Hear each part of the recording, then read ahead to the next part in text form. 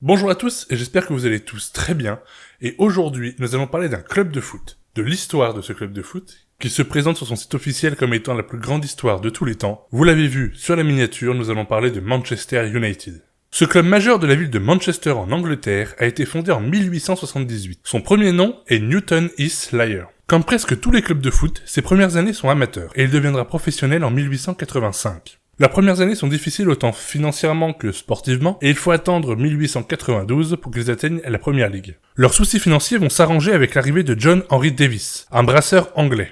Il effacera la dette du club et décide quelques changements. En 1902, le club est renommé Manchester United Football Club. En choisissant ce nom, le club va abandonner ses couleurs d'origine, qui étaient le vert et le doré, pour arborer de nouvelles couleurs devenues rouges et blanches. Pour l'anecdote, deux autres noms étaient proposés. Manchester United aurait pu s'appeler Manchester Central ou Manchester Celtic. 6 ans après ce renouveau, le club va gagner son premier championnat et l'année d'après, ils vont gagner la Coupe d'Angleterre. Ces nouveaux succès les amènent à changer de stade et ils entrent alors pour la première fois dans leur nouveau stade appelé Old Trafford, qui est encore aujourd'hui leur stade. Après ce nouvel élan de réussite, le club va vivre de nouveaux moments difficiles. Ils vont descendre en 2e division en 1922 et ils y resteront un petit moment. 5 ans plus tard, nouvelle crise financière et changement de propriétaire. Ce changement de propriétaire n'amène pas d'amélioration significative. Et en 34, ils échappent de peu à une relégation en 3e division. Ils remonteront en 1re division en 1939 et le contexte européen à cette période est très tendu. Et la Seconde Guerre mondiale ne va pas les épargner, leur stade sera détruit par les bombardements et ils devront eux-mêmes financer la reconstruction. Et c'est à la sortie de la guerre que Manchester United va recruter un entraîneur mythique, Matt Busby. Ils profitent aussi de la sortie de la guerre pour oublier leurs erreurs passées et penser à une reprise et une restructuration. La reprise commence donc avec un nouvel entraîneur qui n'est pas forcément bien reçu. En effet, c'est un ancien joueur qui a joué à Liverpool et Manchester City, qui sont les deux grands rivaux de United. Ils devront aussi jouer, en attendant la reconstruction de leur stade, dans le stade de Manchester City, ce qui ne va pas arranger le conflit entre les deux clubs. En 3 ans, Busby va remonter le club en 1re division et gagner l'une des 2 coupes nationales d'Angleterre. En 1952, 8 ans après son arrivée, Busby emmène Manchester à la première place du championnat anglais. La presse surnomme ainsi les joueurs de Manchester United les Busby Babes. L'entraîneur va refuser ce surnom car il le trouve beaucoup trop enfantin. Il surnommera ainsi ses joueurs les Red Devils, surnom marquant encore actif aujourd'hui. Ils seront à nouveau champions en 56 et à l'issue de ce championnat, Busby intègre un jeune joueur impressionnant à son effectif.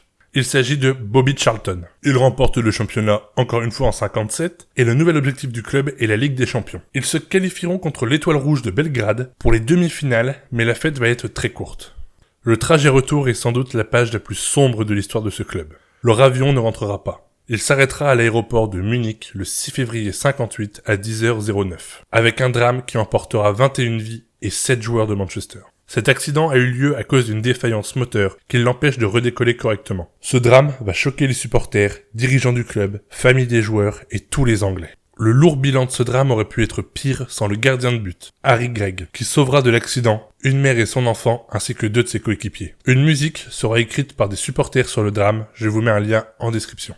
Ce n'est malheureusement pas le seul club qui a subi ce genre de drame, on note par exemple le Torino en Italie. Busby sera blessé pendant ce drame et sera hospitalisé puis en repos forcé pendant 2 ans. Le club essaiera de se relever, mais il n'évite pas une relégation en 1963. Cela va être de courte durée, car le génie de Busby est bien de retour. Il va recruter des joueurs de talent comme George Best et va devenir champion de 1re division en 65 en seulement 2 ans. Cette période verra aussi l'arrivée d'un nouveau président, Monsieur Louis Charles Edward. Il organisera des événements pour ramener de l'argent dans les caisses, avec notamment des loteries. Et en 68, il remporte enfin ce trophée qu'est la Ligue des Champions, pour la première fois de leur histoire. C'est aussi le premier club anglais à remporter cette compétition. Manchester compte à ce moment-là dans son effectif 3 ballons d'or, Bobby Charlton, Denis Law et George Best. Après ces 3 joueurs dans ces années-là, aucun membre de Manchester va regagner le ballon d'or avant le premier de Cristiano Ronaldo. L'ère Busby se termine en 69. Enfin presque. Le nouvel entraîneur sera viré 1 an et demi plus tard et Busby est rappelé pour finir la saison 71 pendant 6 mois. Le club ne pourra éviter la relégation en 74 après avoir vu se succéder 3 entraîneurs en 3 ans. Ils remonteront la saison d'après. Et jusqu'en 86, le club va changer régulièrement de coach, de stratégie. Ils remporteront 3 coupes, mais en championnat seront habitués du milieu de tableau. En 86, le club décide de nommer Alex Ferguson entraîneur de l'équipe. Ses premières saisons ne seront pas évidentes et il évitera de peu le renvoi à plusieurs reprises. En 91, un nouveau succès européen arrive. Il remporte la Coupe des Coupes. Compétition qui n'existe plus aujourd'hui. Cette année est aussi marquée par un changement économique majeur. Le club va rentrer en bourse. Cela apporte beaucoup de liquidités qui vont permettre à Ferguson de faire venir plusieurs joueurs, notamment le buteur français Eric Cantona. Cantona portera le numéro 7 et je reviendrai plus tard sur ce numéro au sein de Manchester. Ils remportent le championnat en 93 et gardent leur titre en 94, plus une coupe. Mais l'année 94 est aussi marquée par le décès de Busby, qui pendant sa retraite présidera le club de 80 à 83. En 95, une image fait le tour du monde, le coup de pied de Cantona. Cet acte va l'écarter des terrains pendant 8 mois, et le club ne sera pas champion. Il prendra sa retraite 2 ans après. L'été suivant, Ferguson va surprendre tout le monde. Il va vendre des joueurs importants de l'effectif, pour les remplacer par des jeunes du centre de formation. Certains de ces jeunes auront une carrière mémorable. On note David Beckham, Nicky Butt, Gary Neville, Paul Scholes, et d'autres.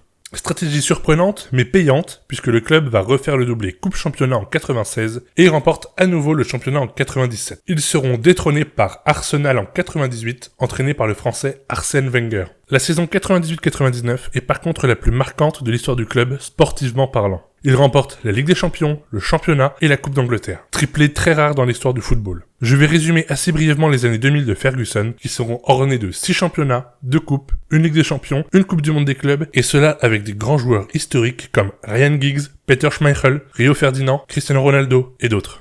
Après 2 nouveaux succès en championnat, Ferguson quitte le banc des Red Devils en 2013. Et depuis, le club connaît quelques difficultés. On a vu 5 entraîneurs en 7 ans et de très lourds investissements pour le club. Plus de 500 millions d'euros pour des résultats loin des attentes. Il reste tout de même en première partie de tableau, avec des qualifications récurrentes en Ligue des Champions ou en Ligue Europa.